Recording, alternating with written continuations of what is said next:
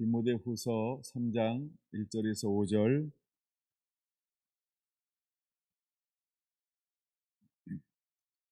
너는 이것을 알라. 말세에 고통하는 때가 이르러 사람들이 자기를 사랑하며 돈을 사랑하며 자랑하며 교만하며 비방하며 부모를 거역하며 감사하지 아니하며 거룩하지 아니하며 무정하며 원통함을 풀지 아니하며 모함하며 절제하지 못하며 사나우며 선한 것을 좋아하지 아니하며 배신하며 조급하며 자만하며 쾌락을 사랑하기를 하나님 사랑하는 것보다 더하며 경건의 모양은 있으나 경건의 능력은 부인하는 이 같은 자들에게서 내가 돌아서라. 아멘. 8절에서 13절 보겠습니다. 얀네와 얀브레가 모세를 대적한 것 같이 그들도 진리를 대적하니 이 사람들은 그 마음이 부패한 자요 믿음에 간하여는 버림받은 자들이라. 그러나 그들이 더 나아가지 못할 것은 저 두 사람이 된 것과 같이 그들의 어리석음이 드러날 것임이라. 나의 교훈과 행실과 의향과 믿음과 오래 참음과 사랑과 인내와 박해를 받음과 고난과 또한 안디옥과 이고니온과 루스드라에서 당한 일과 어떠한 박해를 받는 것을 내가 가연 보고 알았거니와 주께서 이 모든 것 가운데서 나를 건지셨느니라. 무릇 그리스도 예수 안에서 경건하게 살고자 하는 자는 박해를 받으리라. 악한 사람들과 속이는 자들은 더욱 악하여져서 속이기도 하고 속기도 하나니. 아멘. Are you ready? 여러분 준비되고 있습니까? 오늘 22번째 시간인데 준비되고 있습니까? 예. 오늘은 소제목은 고통의 때, 박해의 때, 이런 제목으로 은혜를 나누고자 합니다. 소제목은 고통의 때, 박해의 때입니다. 오늘 이 시대를 우리가 혼란의 시대라고 이야기를 합니다. 그러나 얼마나 많은 부분에서 더 혼란이 오는지, 우리가 문화는 더 발전되고 있습니다. 과학 문명은 우리에게 얼마나 많은 편리를 가져다 주고 있는지 모릅니다. 사회 시스템은 점점 우리가 살고 있는 대한민국이 좋아지는 것처럼 우리가 막 피부에 와 닿습니다. 또 우리가 생각하고 있는 어떤 환경은 더욱더 좋아지는 것처럼 보이는 부분이 훨씬 더 많을 것이다, 이런 생각도 해봅니다. 근데 사람들이 이구동성으로 하는 말이 있습니다. 그 중에 어떤 말을 하냐 하면 참 옛날이 좋았지, 어릴 적이 참 좋았지, 이런 이야기를 하더라는 것이지요. 왜 그런 이야기를 할까? 우리가 겉으로 볼 때는 더 편리해졌고 평안해졌고 너무나 많은 혜택을 누리고 있는 것 맞습니다. 근데 누리면 누릴수록 사람들의 마음속에 뭔가 공허함이라든가 허전함이라든가 따뜻함이라든가 포근함이라든가 여유라든가 안정감 같은 뭔가 참 좋기는 좋은데 마음으로 느끼는 것은 언제가 더 그립다, 좋다라는 의미일까요? 그렇죠? 그래서 참 옛날이 좋았지, 자, 어릴 때가 참 좋았는데, 이 말은 무엇이냐 하면 좀 살기는 어렵고 좀 문명의 혜택은 덜 받고 좀 더 여유로운 삶은 살지 못했지만 그 마음속에 무엇이 있었다는 걸 반증하는 걸까요? 여유가 있었다, 따뜻함이 있었다, 그게 마음은 편안했다라고 하는 의미일 것입니다. 오늘 본문의 말씀을 보면 그냥 바로 이렇게 시작합니다. 너는 이것을 알라. 너는 이것을 알라. 그럼 우리가 무엇을 알아야 할까요? 말세에 고통하는 때가 이르게 될 것이다. 너 이것을 알고 있니? 라고 말하고 있는 겁니다. 여러분, 우리가 점점 많은 부분에서 좋아지고 있는 것처럼 그렇게 우리가 실제로 보고 느끼고 누리고 있는 부분이 여전히 있다는 것입니다. 그럼에도 불구하고 과거나 옛날을 그리워하는 이유가 어디에 있을까라고 하는 것을 보면 어떤 현상이 아니고 어떤 시스템이 아니고 결국 외형과 외모가 아니고 중심이라고 하는 데 있다라고 하는 겁니다. 이걸 나중에 말씀드릴 겁니다만 우리가 은혜 안에서 생각하면 무엇이 중심이 되어야 할까 이런 생각을 한번 해보았습니다. 여러분, 우리가 성령이 우리에게 임하시면 권능과 능력이 나타납니다. 막 기름 부음이 있고 이적이 있고 표적이 일어납니다. 또 요엘의 선자가 예언한 것처럼 꿈을 꾸고 환상을 보고 예언하기도 할 것입니다. 그래서 많은 어떤 능력과 표적과 이적이 일어날 것입니다. 마치 하나님께서 이스라엘 백성들을 이제 애굽에서 가나안 땅으로 인도하는 그 여정 가운데 하나님은 놀라운 표적과 이적과 기적이라고 하는 신령한 것들로 그들을 공급하고 인도해 주었다는 것입니다. 근데 하나님은 그들의 마음속에는 무엇을 허용하지 않았을까? 영혼의 평안함을 허용하지 않았다는 겁니다. 영혼은 여전히 어떻게 했습니까? 쇠약하게 하였도다 라고 말하고 있다는 겁니다. 왜 그들의 모든 육체적 외형적으로는 하나님의 신령한 것으로 채워짐에도 불구하고 왜 영혼은 채워지지 않았을까? 하나님이 기뻐하지 않았기 때문이라는 것입니다. 여러분, 우리가 육으로 살 때 어쩌면 육의 모든 필요가 채워지면 만족해, 행복해, 평안해, 난 성공한 거야, 모든 복지를 누리고 있어, 나는 사회의 모든 혜택을 받고 있지, 야, 참 좋은 시스템과 사회야, 살기 좋네, 어쩌면 이렇게 말할지 모릅니다. 근데 모든 것 불편함이 없는 것처럼 보이는데 잃어버리는 것이 하나 있다는 겁니다. 그게 무엇일까? 영적인 평안함이라는 겁니다.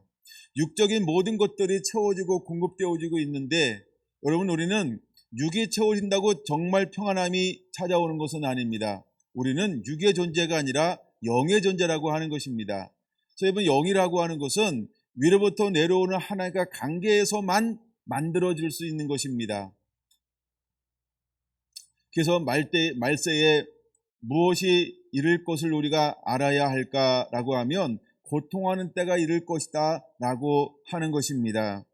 근데 고통하는 때가 오는데 왜 말세에 고통하는 때가 이를까? 이거를 19가지로 이렇게 구체적으로 설명을 하고 있다는 겁니다. 첫째가 무엇인가 봤더니 2절, 사람들이여 자기를 사랑한다 라고 말하고 있습니다. 여러분, 자기를 사랑하는 것은 하나님을 떠나는 가장 첫 번째 요인입니다. 오늘날 많은 문제가 결국은 무엇 때문에 해결되지 않고 계속 갈등과 반목의 현상이 일어나고 있을까? 자기라고 하는 겁니다. 나를 사랑함을 포기하지 않아서, 나를 사랑함을 내려놓지 않아서, 나를 두 번째, 세 번째로 옮겨놓지 않고 내가 언제든지 이 모양 저 모양으로 첫 번째 있어야 한다라고 스스로 생각하기 때문에 그래서 반목이 일어나는 거고 적대가 일어나는 것이고 더 많은 편안함 가운데에서도 마음의 불편함은 여전히 찾아오고 있다는 것입니다. 여러분, 정말 영으로 거듭난 사람, 그 다음에 경건의 능력을 겸비한 사람은 하나님이 어떤 삶을 살아내기를 원할까? 언제든지 하나님은 하나를 요구하는 것을 볼 수 있습니다. 자기를 부인하라라고 말입니다. 아브라함이 하나님의 부르심을 따라 모든 걸 다 버리고 쫓는 것을 하나님은 기뻐했습니다. 왜 그걸 기뻐했을까? 자기를 먼저 생각하지 아니하고 그는 하나님의 나라, 하나님의 의를 먼저 생각했기 때문인 것입니다. 여러분, 우리가 한번 자기를 다시 한번 깊이 뒤돌아봐야 할 것입니다. 내가 요구하는 거, 내가 주장하는 거에 나 때문에 무엇인가 진행되지 않는 것, 또한 나로 말미암아 다른 사람이 스트레스 받고 열받고 또 나로 말미암아 상처를 받고 있다라고 한다면 과연 내 안에 무엇이 함께 흘러서 섞어서 상대방에게 흘러가기 때문에 그러는 걸까? 이런 거 한번 우리가 생각해 보아야 할 것입니다.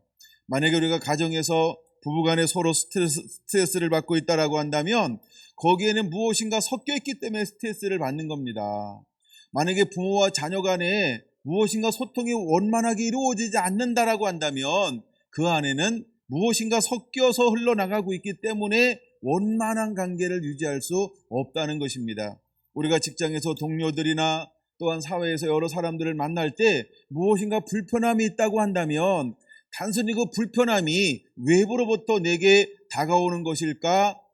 그러나 내 안에 무엇인가 섞여 있기 때문에 어쩌면 수많은 관계 속에서 불편함이 올 수 있다는 것입니다. 그것이 무엇일까?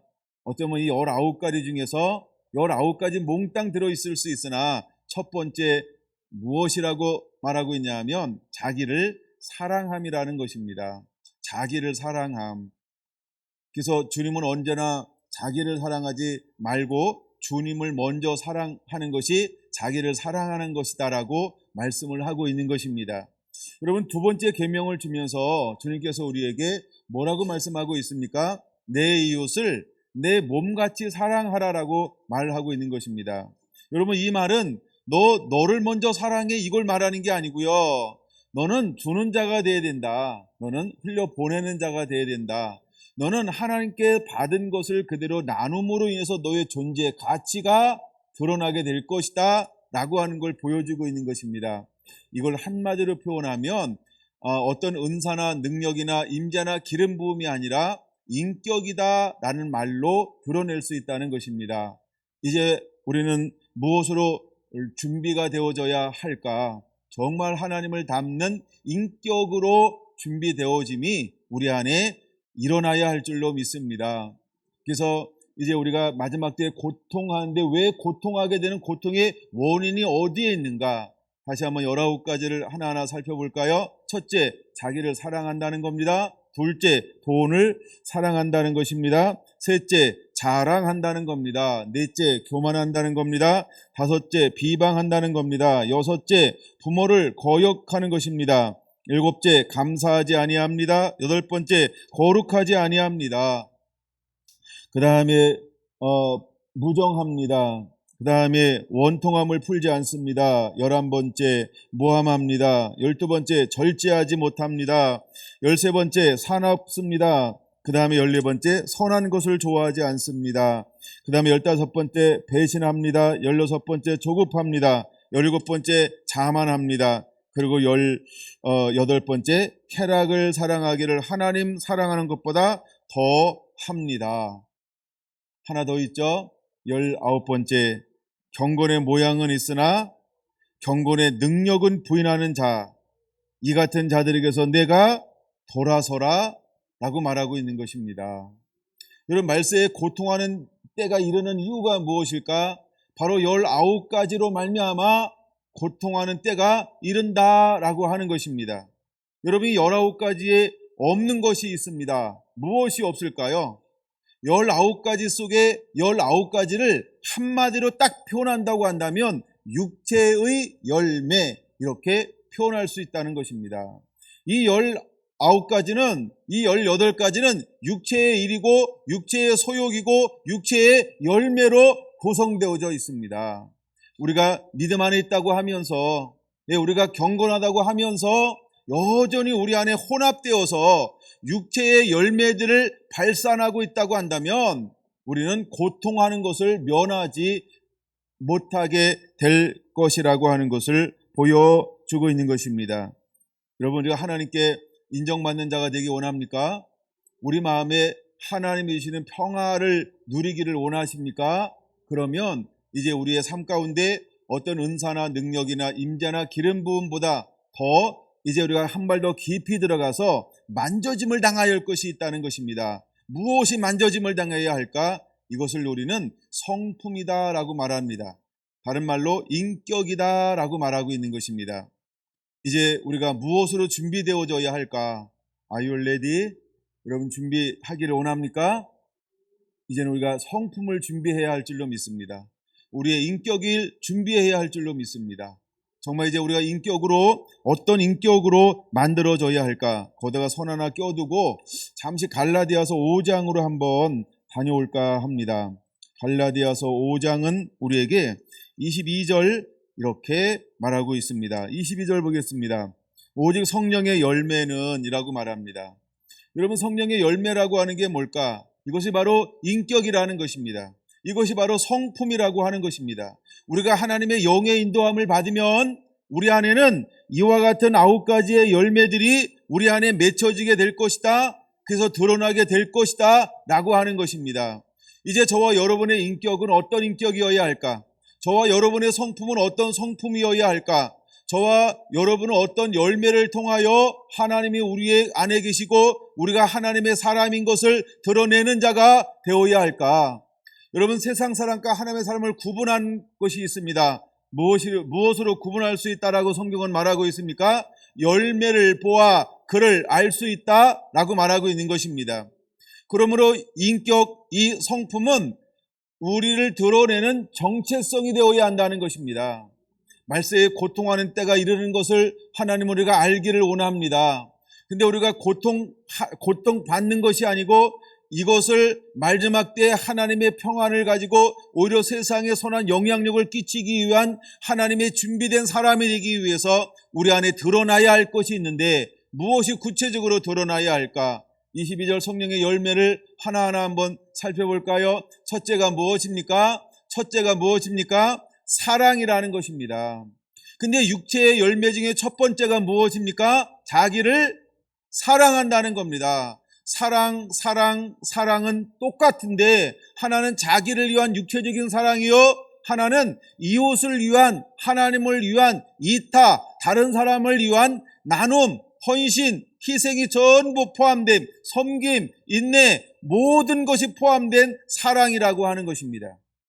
여러분, 이제 우리가 어떤 것으로 준비되어져야 할까? 고통하는 때, 박해받는 이때, 그럼에도 불구하고 하나님은 우리에게 맺혀지기를 원하는 인격적, 성품적 열매가 있다라고 하는 겁니다. 이것을 성경은 하나님은 성령의 열매라고 우리에게 말씀하고 있는 것입니다. 진리의 성령이 우리 안에 임하시면 이제 우리 안에 자동적으로 맺혀져야 할 열매가 있다라는 것입니다. 그 중에 첫 번째가 무엇이라고요? 사랑이라는 것입니다. 거저 받았으니 거저 주어라. 아낌없이 주는 나무, 아낌없이 이웃을 내 몸처럼 사랑할 수 있는 것, 이것을 하나님은 우리에게 사랑하는 자가 되라 해서 첫 번째 열매는 사랑으로 그를 알 수 있다, 이렇게 말씀하고 있는 것입니다. 두 번째 무엇을 말하고 있습니까? 희락이라고 하는 것입니다. 여러분, 어떤 억압과 어떤 스트레스와 어떤 폭압과 어떤 고통과 어떤 환난이 있다 할지라도 하나님의 성령이, 진리의 영이 함께하는 그 사람에게는 어떤 열매가 맺혀질까? 희락이라는 겁니다. 희락이라고 하는 겁니다. 똑같은 스트레스인데 그 스트레스가 다르게 온다는 겁니다. 예를 들어 스트레스라고 하는 단어, 스트레스가 딱 오면 두 가지로 분리할 수 있습니다. 육체의 사람이 받는 스트레스는 망가짐으로 올 것입니다. 상함으로 올 것입니다. 근데 하나님의 사람은 스트레스를 받는데 그 스트레스가 어떻게 다가오냐 하면 거룩한 씨름으로 다가오게 된다는 겁니다. 거룩한 씨름으로 다가온다는 겁니다. 그래서 스트레스가 딱 오니까, 근심된 일이 딱 오니까 거룩함으로 변화되어서 거기서 씨름하면서 자기를 오히려 정화시키는 것으로 그 환경을 변화시키더라는 것입니다. 이것이 육체적인 사람과 영적인 사람과의 차이점을 분별할 수 있는 방법 중에 하나인 것입니다. 여러분, 우리 이 땅에 살면서 고통을 피해갈 수 없습니다. 박해를 피할 수 없습니다. 스트레스 피할 수 없습니다. 많은 의사들은 이렇게 말합니다. 모든 병의 근원은 스트레스다. 이걸 만병의 근원은 스트레스다, 이런 말도 있습니다. 그러면 이것은 어떤 식으로만 바라보는 겁니까? 부정적인 시각으로만 바라보는 겁니다. 이것이 일반적인 견해인 것입니다. 근데 성령의 사람은 똑같은 압제, 똑같은 어려움, 그 똑같은 근심, 똑같은 염려인데 이런 모든 것을, 스트레스를 무엇으로 재생산하고 있는 사람일까요? 거룩한 씨름으로. 그래서 스스로 이런 것을 만날 때 자기를 성찰하고 뒤돌아오면서 자기를 정화시키는 것으로 받아들인다는 겁니다. 여러분은 이런 어려움이 올 때 어떻게 그것을 받아들이고 있습니까? 그래서 성령의 두 번째 열매가 무엇이냐 하면 희락이라고 하는 것입니다. 희락이라고 하는 겁니다. 여러분이 거룩함으로 변화시킬 수 있는 그런 하나님의 은혜를 가지고 있습니다. 이제 그것을 그 현장에서 사용하게 되기를 예수님의 이름으로 부탁을 드립니다. 세 번째는요, 화평이라고 하는 것입니다. 화평입니다. 여러분, 하나님 우리가 시험이 오기 어려우면 하나님께서 우리의 무엇을 만지기 원하시냐면 동기를 만지기 원한다는 거예요. 근데 어떤 사람은 똑같이 어려움이 오면 어떻게 하면 빠져나갈까? 자기만 어떻게 하여간, 근데 하나님의 사람들은 거기서 어떻게 해요? 어떻게 하면 이 문제를 통해서 생명을 만들어낼까? 유익을 만들어낼까? 어떻게 하면 서로 자기의 유익을 생각하는 것이 아니고 어떤 그들의 유익을 생각하면서 거기서 화평을 어떻게든지 만들어 가려고 동기가 보인다라고 하는 것입니다. 여러분은 어떤 동기를 가지고 그 관계 속에서 여러분 서 있습니까? 이것이 바로 육체적인 사람과 성령의 사람을 구분할 수 있는 방법이 될 것입니다. 그 다음에 이렇게 말합니다. 오래 참음과 라고 말입니다. 오래 참음과, 그다음에 다섯 번째 자비와 양선과 충성과 온유와 아홉 번째 절제라고 말하고 있습니다. 이것이 바로 성령의 열매라고 하는 것입니다. 여러분, 마지막 때 고통하는 때가 이를 것입니다. 고통하는 때가, 왜 고통하는 때가 이를까? 이 사람들은 육체를 쫓아가기 때문에 고통할 수밖에 없는 겁니다. 그리고 이 세상에 쫓겨남을 당하여서 할 수만 있으면 모든 사람들을 미혹할 이 악한 존재, 뱀이라고도 하고 사단이라고도 하고 용이라고도 하는 이 악한 존재는요, 우리에게 마지막 때가 되면 될수록 무엇을 우리에게 가져올까? 사랑하지 못하게 할 것입니다. 이해하지 못하게 할 것입니다. 용납하지 못하게 할 겁니다. 무정하게 할 것입니다. 당을 짓게 만들 것입니다. 계속해서 이런 19가지를 실제로 만들어낼 것입니다. 그래서 어떤 사람들은 경건의 모양은 있으나 무엇이 없습니까? 능력이 없다는 겁니다. 능력이 없다는 것입니다. 그래서 5절에 뭐라고 말합니까? 이런 사람들에게서 내가 돌아서라, 떠나라 라고 말하고 있는 것입니다. 시편 1편 1절에 말하고 있는 것처럼 세 가지의 특성을 가진 사람들에서 떠날 것을 요구하는 것처럼, 여러분, 주님은 결국 육체적인 이 모양을 가지고 사는 사람에게서 마지막에 떠날 것을 요구하는 것입니다. 여러분은 어디에 머물러 있습니까? 여러분은 무엇을 겸비하고 있습니까? 이제 우리가 맺혀져야 할 열매가 있습니다. 여러분, 성령의 열매는 성령의 지배를 받으면, 성령의 인도함을 받으면, 그 다음에 23절 마지막에 뭐라고 말합니까? 뭐라고 말합니까? 갑자기 제가 안 보여요. 이 같은 것을 금지할 법이 없느니라. 할렐루야. 제가 잠깐 엉켰어요. 이 같은 것을 금지할 법이 없느니라. 믿습니까? 이것이 스스로 분별이 되어질 것입니다. 그리고 이것이 스스로 그대로 자기의 정체성이 드러나게 될 것입니다. 숨은 의도가 무엇인지, 숨은 동기가 무엇인지, 어떤 방향성을 가지고 있는지, 이것을 제가 나중에 시편 55편으로 한번 나중에 오후에 볼 겁니다만, 이렇게 나옵니다. 의향이 무엇인가? 이런 단어가 있어요. 의향이 뭐예요? 내가 어떤 뜻을 가지고 있는가? 내 동기가 무엇인가? 내 방향성이 무엇인가? 이것을 의향이라고 하는 단어로 다윗이 스스로 표현하고 있는 걸 볼 수 있어요. 여러분, 이런 환경을 통해서 우리의 속사람이 드러나게 될 거라고 하는 것입니다. 고린도 후서로 한번 넘어가 볼까요? 고린도 후서 11장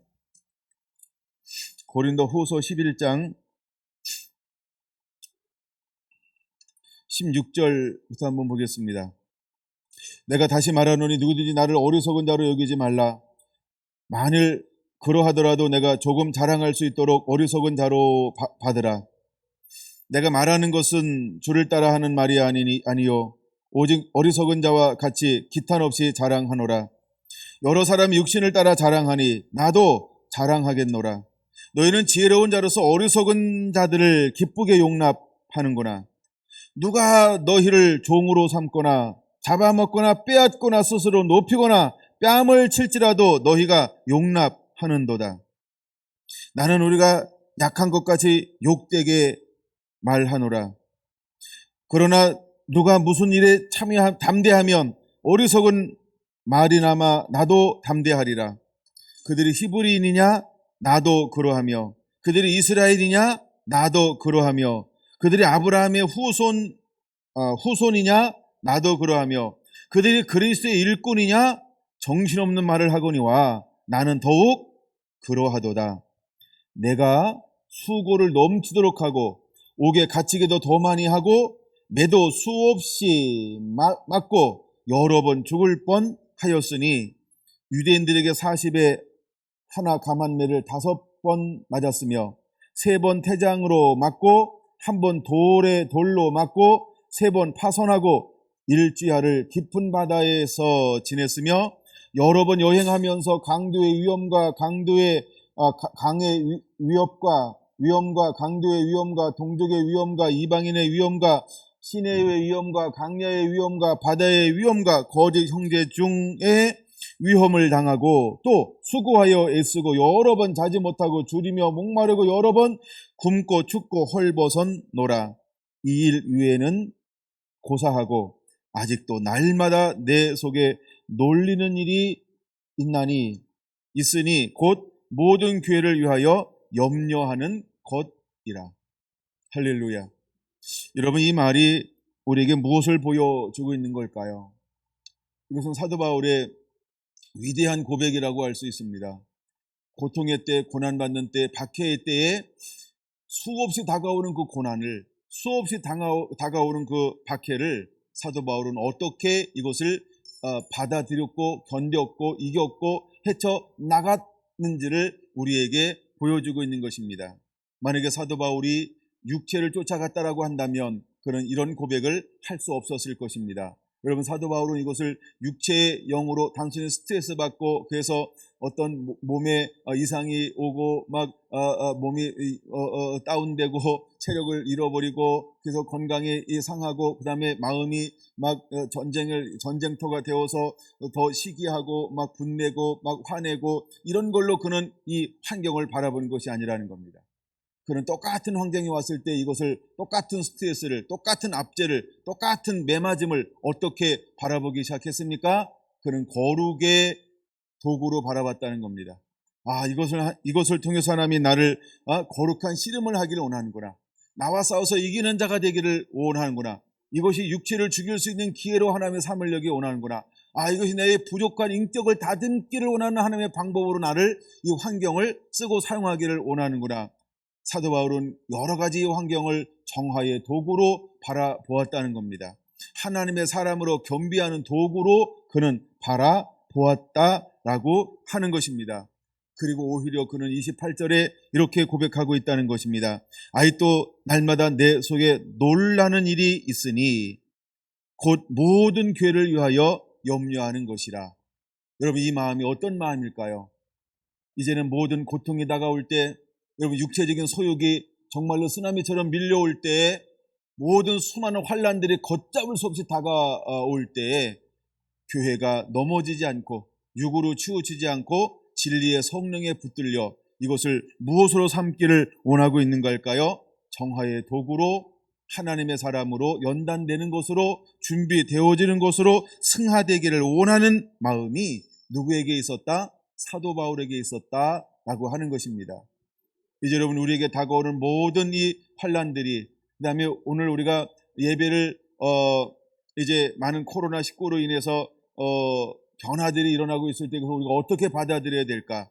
여러분, 이 모든 하나의 가정들을 내가 좀 더 하나님의 사람으로 다가가는 그런 것으로 교훈을 삼는 자가 되기를 예수님의 이름으로 축원을 드립니다. 할렐루야. 다시 디모데 후서로 넘어가 보려고 합니다. 디모데후서 3장은 우리에게 더 나아가서 이렇게 이야기합니다.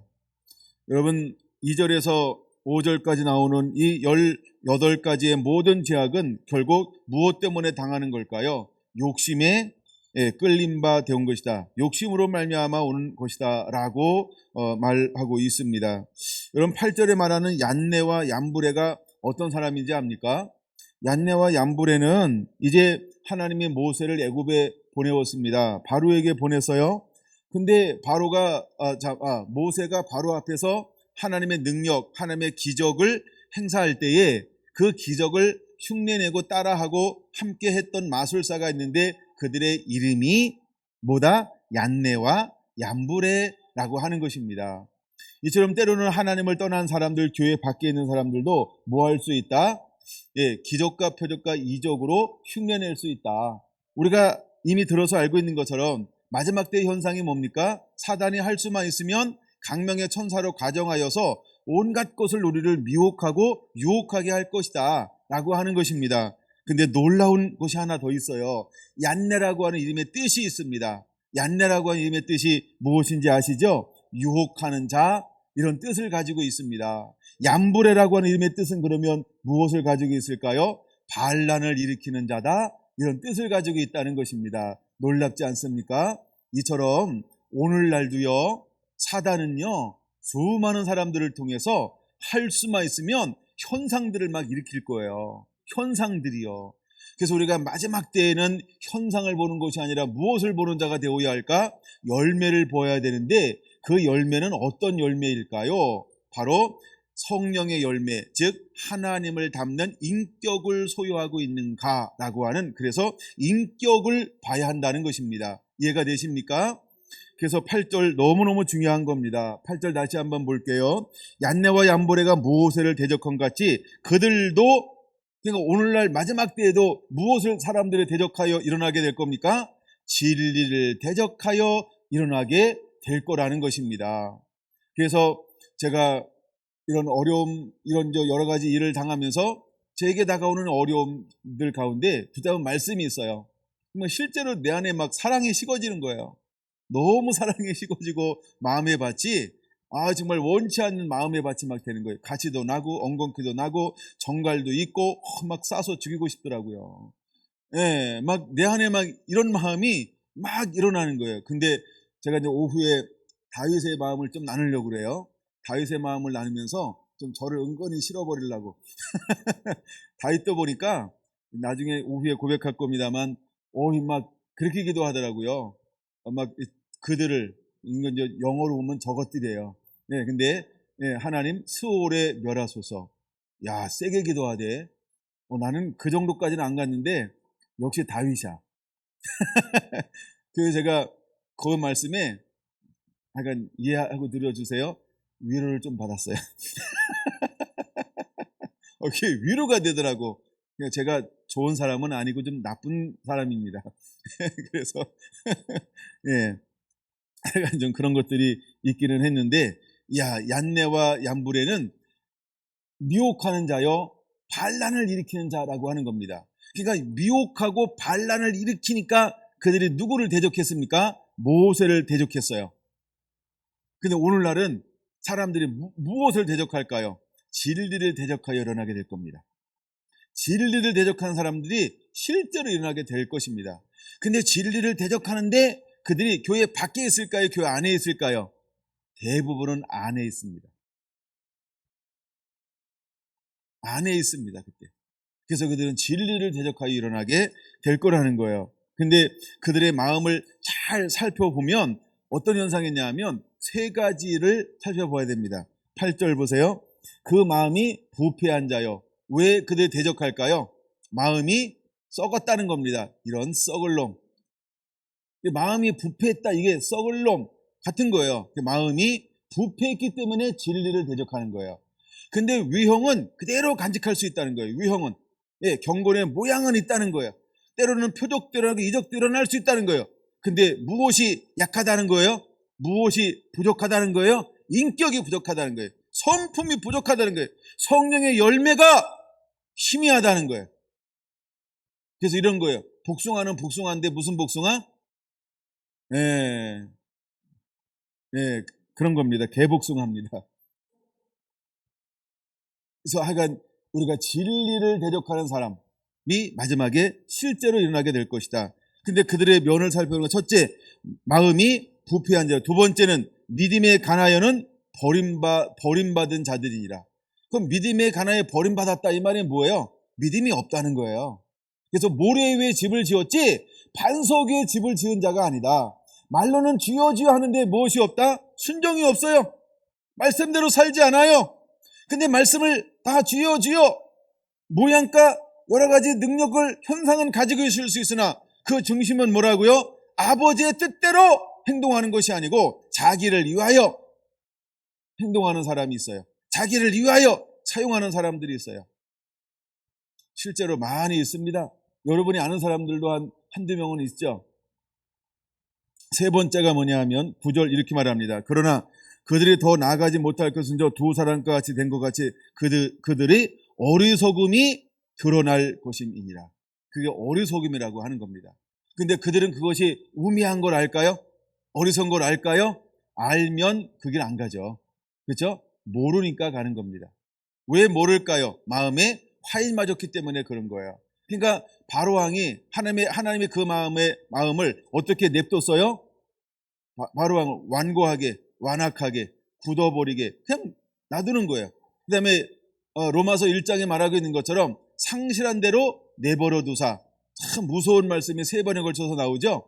왜 그럴까요? 왜 그럴까요? 그것이 바로 어리석기 때문인 것입니다. 진심으로 마음으로 하나님께 돌이킴, 회개를 하지 않음으로 인해서 하나님께서 그대로 놔두고 있는 현상을 볼 수 있는 것입니다. 그 다음에 10절 중요한 겁니다. 나의 교훈과 나의 행실과 그 다음에 의향과, 여기 의향이라고 한 게 나오죠. 이게 중심이라는 거예요. 의도, 동기, 의향이라는 단어를 사용하고 있어요. 나의 교훈과 나의 행실과 나의 의향과 나의 믿음과 나의 오래 참음과 나의 사랑과 나의 인내와 또한 내가 박해를 받음과 고난과 이 모든 것 속에서 하나님이 어떻게 하셨습니까? 12절 무릇 그리스도 예수 안에서 경건하게 살고자 하는 자는 무엇을 받으리라? 박해를 받으리라. 그래서 끊임없이 마지막 때가 되면 될수록 우리에게 다가오는 것이 있는데 의와 진리를 가지고 있기 때문에 수많은 고통이 실제로 다가올 거라는 것입니다. 여러분 그때 저처럼 사랑이 식어지지 않는 자가 되기를 축원합니다. 그 다음에 여러분들이 이제 해야 할 것이 있습니다. 무엇일까요? 사랑은 허다한 죄를 덮는다라고 하는 것입니다. 만물의 마지막 때가 가까웠으니 너는 근신하고 정신 차려 기도할지니라. 그리고 사랑은 허다한 죄를 덮느니라. 만일 너희가 무엇을 하려거든, 제가 9절까지 보고 10절은 안 봤죠? 네, 너희가 무엇을 하려거든 주께서 하신 것 같이, 주께서 말씀하신 것 같이, 그래서 주께서 계속 이렇게 하라고 우리에게 권면하고 있습니다. 그럼 그것이 무엇일까요? 인격이라는 겁니다. 그게 바로 열매라고 하는 것입니다. 이제 우리는 준비가 되어져 있어야 할 줄로 믿습니다. 고통의 때가 오고 박해의 때가 오기 전에 여러분 우리는 무엇이 준비되어져 있어야 될까? 능력이 아닌 인격이 겸비되어져 있어야 할 줄로 믿습니다. 여러분에게 그런 은혜가 주어지게 되기를 예수님의 이름으로 축원합니다. 아멘.